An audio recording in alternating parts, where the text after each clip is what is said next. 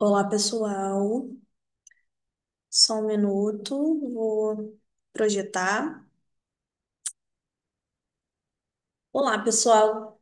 Boa tarde. Eu me chamo Andresa e hoje eu vou abordar com vocês o tema de frutas, mais precisamente escurecimento enzimático para a disciplina de composição nutricional dos alimentos. Mas antes de iniciar a aula, eu vou me permitir me apresentar de forma muito rápida. É, eu sou nutricionista, me formei pela UFRJ em 2019 e logo que me formei, iniciei, né, fui aprovada para o programa de mestrado em Ciência de Alimentos, também na UFRJ. Defendi minha dissertação ano passado, em 2024, e no mesmo ano fui aprovada para o programa de doutorado em Nutrição Humana, também na UFRJ. Meu mestrado durou ali, né, 4 anos, devido à pandemia que aconteceu ali, né, no período de 2019 a 2022, mais ou menos, e foi justamente o período no qual eu entrei no mestrado. É, E desde que me formei, sempre estive, na verdade, né, dentro dessa parte da nutrição, que é atendimento em consultório particular, com foco em saúde da mulher, emagrecimento e doenças crônicas não transmissíveis que estão associadas, ao sobrepeso e ou à obesidade, né? Bom, então, dando início à nossa aula de hoje, sobre frutas, né? E quando a gente fala de fruta, o que que a gente pensa, né? Qual é a primeira coisa quando a gente fala de fruta? Normalmente, quando eu dou essa aula, a primeira coisa que me respondem é: fruto que dá na árvore. E é basicamente isso, né? São produtos comestíveis de árvores ou plantas, né? Constituídos de sementes e seu invólucro, ou seja, uma membrana, uma camadinha ali que vai proteger, que vai envolver essa semente, com grande quantidade de polpa, aroma próprio, rico em açúcar solúvel, de sabor doce e geralmente ricos em suco, que está muito associada a essa questão da polpa, né? Então aqui a gente consegue ver a macieira, é, a flor, né, que a gente chama da macieira, com a sua sementinha, e o seu fruto, de fato, a maçã, que a gente conhece. E aí, não tem como a gente deixar de falar de fruta sem a gente falar sobre a importância para a saúde humana que esses frutos têm, né? Já é científico isso, desde 2020, desde 2003, na verdade, a Organização Mundial da Saúde, né, a OMS, ela preconiza aí um consumo diário de 400 gramas por dia de frutas e hortaliças, o que dá ali, em média, umas 5 porções diárias, que a gente tende em dividir, né, nas 5 principais refeições. Muito por conta, essa recomendação, né, apesar de ser uma recomendação de 2023 e estamos de 2003, desculpa, e estamos em 2025, essa recomendação ela ainda é fortemente é, empregada muito por conta do valor nutricional dessas frutas e hortaliças também, né? Ela é fonte de vitaminas, minerais, fibras e compostos bioativos. Já vem sendo evidenciado pela literatura, né, que mais precisamente antocianinas e carotenoides, que são compostos fenólicos que vão caracterizar a cor daquela fruta, né? A antocianina vai ali configurar a cor arroxeada, azulada, avermelhada nas frutas, e os carotenoides, cor alaranjada, amarelada, até mesmo avermelhada também. Além dos ácidos fenólicos, todos esses compostos, flavonoides no geral, né? Já foi visto pela literatura que eles estão associados à redução do risco de doenças crônicas não transmissíveis. Ou seja, né? Doenças cardiovasculares, doenças neurodegenerativas, alguns tipos de câncer. Além disso, a gente tem aí também, né, a hipertensão, a diabetes, uma gama de doenças crônicas que a ação desses compostos benéficos presentes nessas frutas vão, a longo prazo, atuar na prevenção, no risco de avanço também dessas doenças, né? Mas quando a gente pensa em fruta, a gente também não está falando só de vitaminas, minerais, fibras e compostos fenólicos. A gente também tem que lembrar que tem água, tem proteína, tem carboidrato, tem lipídio na fruta. Então, a gente tem ali, né, em torno de 80 a 95% de água nas frutas, e é essa água que vai caracterizar a suculência, aquela coisa assim, quando a gente morde a fruta, que a gente sente aquele. A gente sente a suculência, né? Vem muito da água. A gente tem as proteínas também, que estão ali, né, em torno de 0,1 a 1,5%. Proteínas essas caracterizadas como enzimas, que a gente vai ver mais para frente, com exceção da polpa das frutas oleaginosas, que estão ali em 20% de proteína. E que frutas oleaginosas, que polpas oleaginosas são essas? São as frutas gordurosas que a gente conhece, né? Então, ali, coco, abacate, algumas sementes que também são produtos de frutos de árvores, né? Os lipídios, que no geral estão ali, né, abaixo de 1%, também com exceção das polpas oleaginosas, configurando ali até 65% de lipídio, e os carboidratos, que é uma gama grande de carboidratos, né? A gente tem os açúcares simples, a frutose, a glicose, a sacarose, polissacarídeos, os amidos configurando a energia dessas frutas, a parede celular dessas frutas, configurando a textura, a fibra dietética. Então, aqui a gente tem um exemplozinho, né, ali da banana, que tem em torno ali de 30%, acima de 30% de carboidrato, e da melancia, que tem de 2% para menos, né? E aí. Quando a gente pensa na fruta em si, a gente tem que pensar que depois que a gente colhe, depois que a gente arranca essa fruta do pé, a gente tem que pensar que ela continua viva. Ela tá ali, ela continua viva, ela continua respirando. Então, assim, aquela fruta, ela ainda tem tecido vivo, tem metabolismo ativo para continuar trabalhando a respiração, a produção de etileno, e esse etileno ele tá ligado ao amadurecimento da fruta. Então, quando a gente vê aquela fruta amadurecendo, né, ficando mais gostosa para comer, ela tá associada à produção de etileno e à transpiração da fruta. O que acontece quando a gente arranca a fruta dessa árvore, o que é interrompido é essa translocação de soluto, de nutriente, como se fosse, se a gente for pensar assim, como se fosse um cordão umbilical ali entre a fruta e a árvore, e a planta propriamente dita, né? Então, quando a gente arranca essa fruta, quando a gente colhe, essa translocação de soluto ela é interrompida, mas a gente não pode esquecer que a fruta continua viva, ela continua ali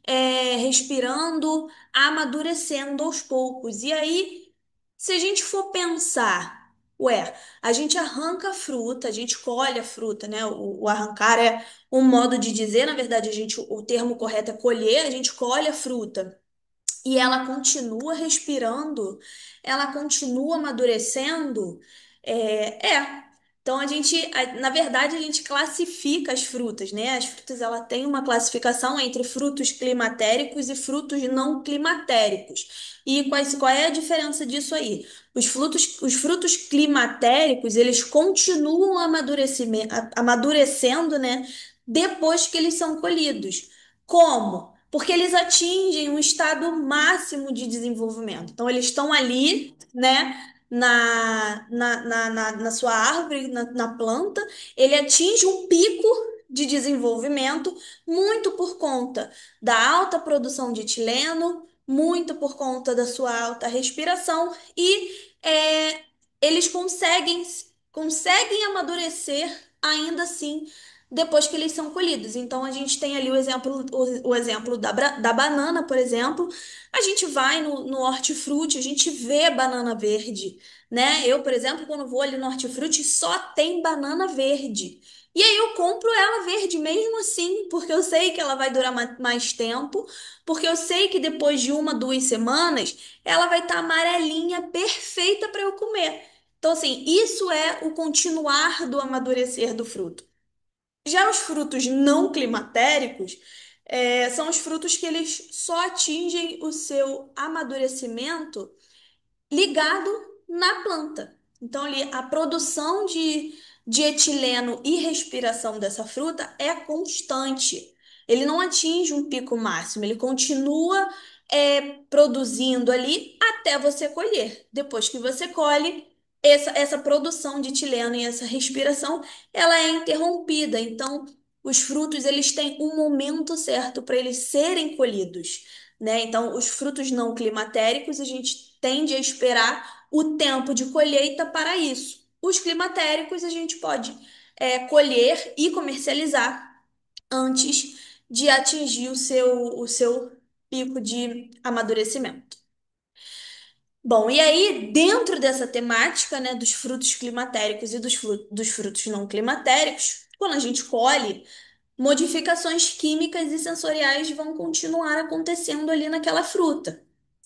Em relação ao quê? A condições e tudo isso vai influenciar, né? Tanto nas modificações químicas quanto nas modificações sensoriais também. As condições de cultivo, como que essa fruta foi cultivada, em que solo, né? E aí a gente tem ali condições e tempo de armazenamento, aonde ela foi armazenada, aonde ela foi cultivada, né? Onde ela foi plantada, o tipo de solo, né? O sabor da fruta, tudo isso vai influenciar o estágio de maturação, em que momento aquela fruta foi colhida, né? Seja ela climatérica ou não, a cor vai ser influenciada, a espécie da fruta, né? Sua família, seu gênero, também vai influenciar nas modificações químicas e sensoriais, textura e odor também. E aí, dentro dessas modificações químicas e sensoriais, lembra que eu falei lá na frente que a gente tem proteínas na fruta atuando, né? As enzimas atuando? Então, é, as enzimas, elas são proteínas, né? Que oxidam os compostos fenólicos, né? A oxidação dos compostos fenólicos, ela é catalisada por enzimas na presença de oxigênio, formando os pigmentos marrons, que a gente chama, né, de melanoidinas.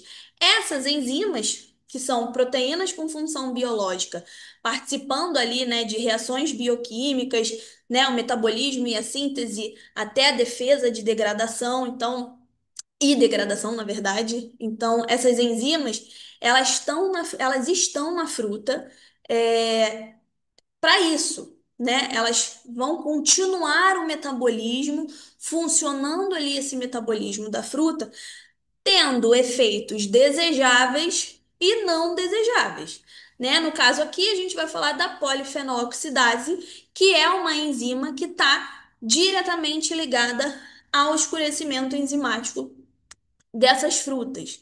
Então, basicamente, explicando, né, o funcionamento da polifenoxidase, a gente tem aqui uma maçã, né? Então é uma maçã inteira. Então ela tá assim aparentemente bonita. E quando a gente submete essa maçã a um processamento, né? Por exemplo, a gente vai cortar essa maçã, a gente corta ela no meio, enfim, vai ou morde a maçã e deixa ela ali um tempo. Essa maçã ela vai começar a sofrer efeitos do oxigênio e da luz. E aí, né, que tanto a luz quanto o oxigênio vão começar o processo da polifenoxidade, das polifenolases, no processo de oxidação desses compostos fenólicos, caracterizando então assim, né, formando, né, as melaninas, as melanoidinas, como a gente costuma chamar, ou os pigmentos marrons, formando, né, deixando a fruta nesse aspecto amarronzado, afetando a textura, então a fruta ela fica mais amolecida, ela fica mais amarronzada, que sensorialmente não é desejável. Então, se a gente vê ali, né, uma fruta amolecida, a gente já tende a não se interessar muito por essa fruta, né?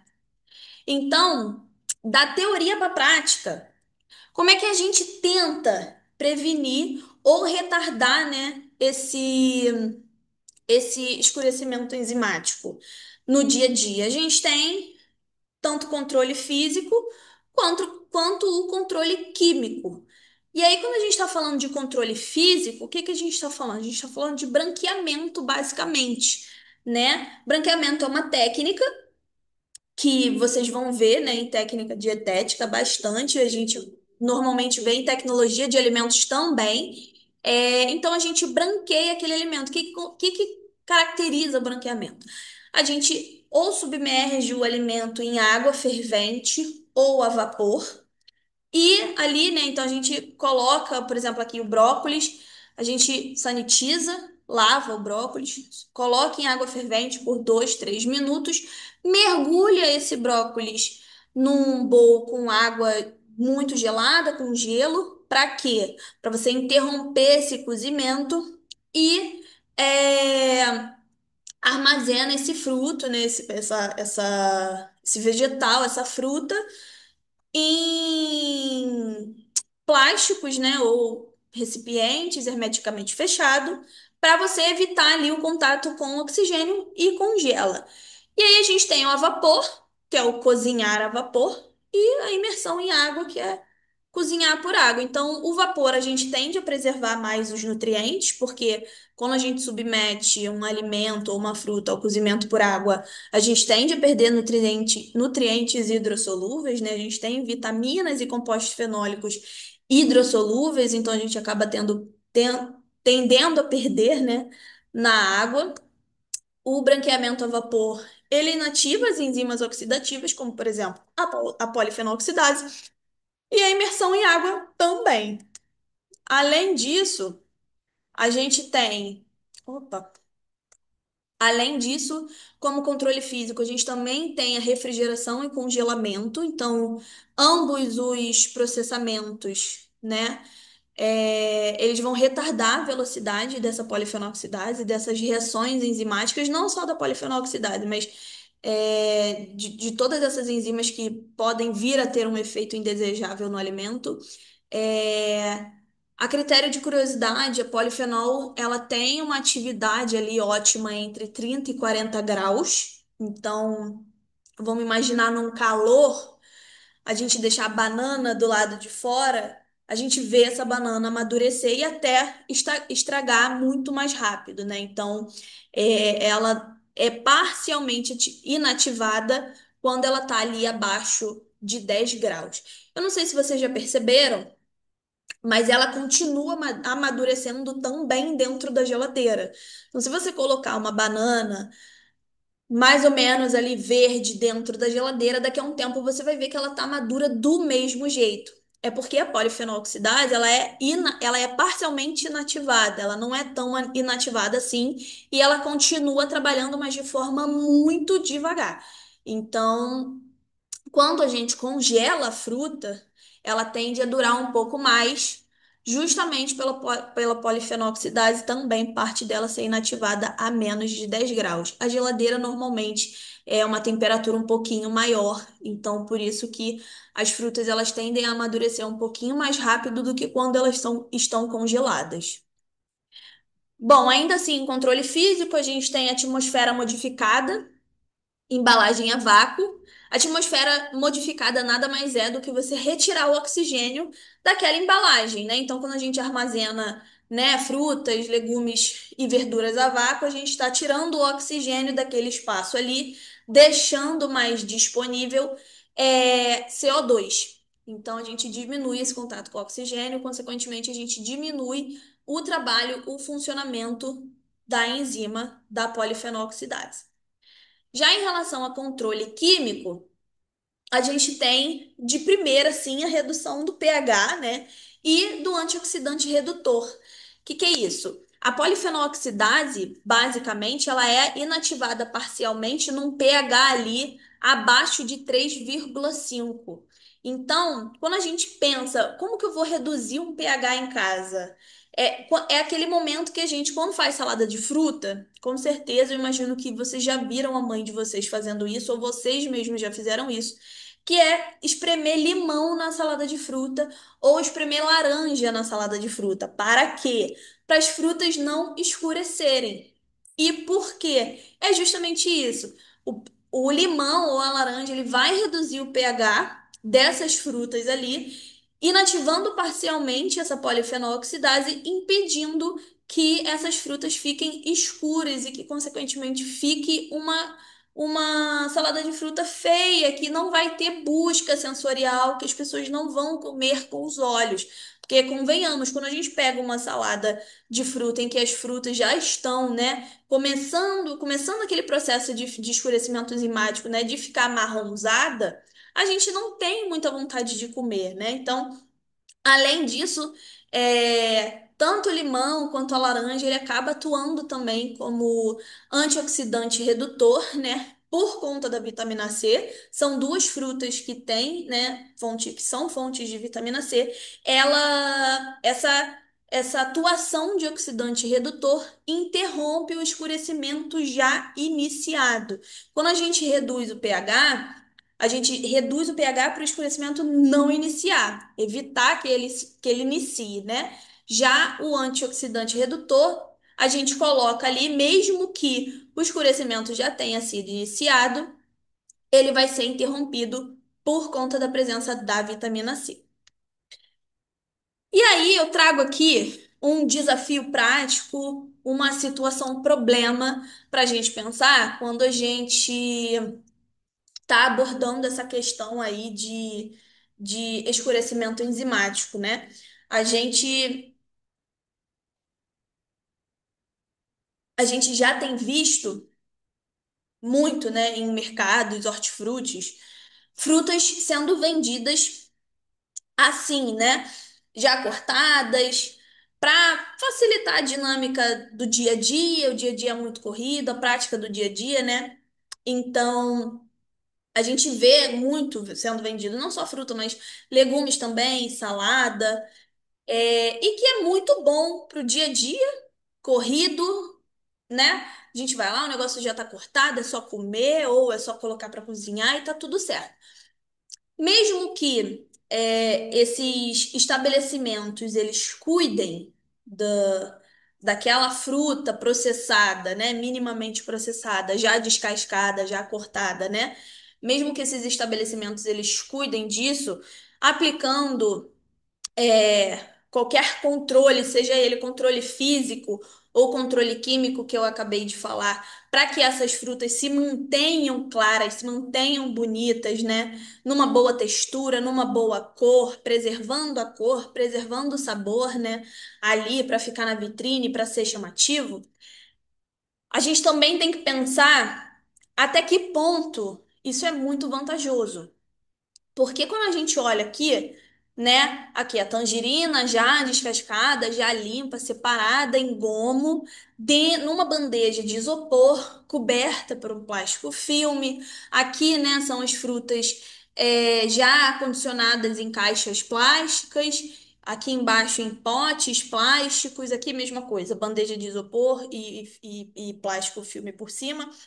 Até que ponto, se a gente for pensar pelo ponto de vista sustentável, vale a pena, né? Eu sei que para praticidade vale a pena, mas se a gente for pensar para o lado sustentável, a gente está aumentando muito mais o consumo de plástico, consequentemente, a poluição. A gente sabe que não é uma cultura, vem sendo, né? Mas a gente não vê isso em todo lugar. Não é uma cultura nossa fazer separação de lixo, por mais que a gente tente, por mais que a gente veja, né, as faculdades, as escolas, hospitais, eles já têm essa ideologia da separação de lixo, mas no dia a dia, na casa do consumidor, é muito difícil a gente ver isso. Então, a gente já sabe que o plástico leva milhões e milhões e milhões de anos para se decompor e acaba, né, poluindo aí todo o nosso mar, rio, lençol freático, trazendo, né, partículas de plástico. Então, é um caso a se pensar, até que ponto ter a praticidade tão ali na nossa mão vale a pena. Não tem muito tempo, eu fui num mercado na Zona Sul e eu vi uma embalagem exatamente assim, né? Uma embalagem, um prato de isopor com plástico filme e 4 bananas descascadas. E aí eu fico pensando, precisa dessa praticidade toda de oferecer uma banana já descascada? Descascar a banana já não é tão prático assim, sabe? Além do mais, a gente tem aí, né, as cascas das frutas servindo formando compostagem, né, para plantação, servindo de adubo. Então a gente acaba gerando, né, energia para essas plantas crescerem, se renovarem através dos insumos orgânicos. Então, é muito importante que a gente pense nisso a longo prazo e coloque a mão na consciência para a gente saber até que ponto isso é tão vantajoso assim.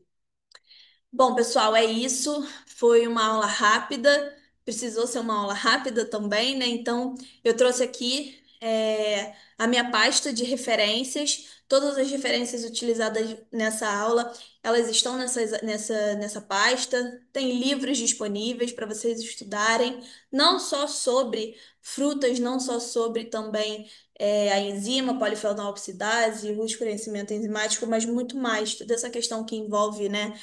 Compostos fenólicos e mudanças sensoriais, e químicas em alimentos. Então, eu deixo essa pasta aqui disponível para vocês aprofundarem o conhecimento de vocês. E é isso. Eu agradeço imensamente. Espero que vocês tenham gostado. Estou disponível para dúvidas. E é isso. Muito obrigada.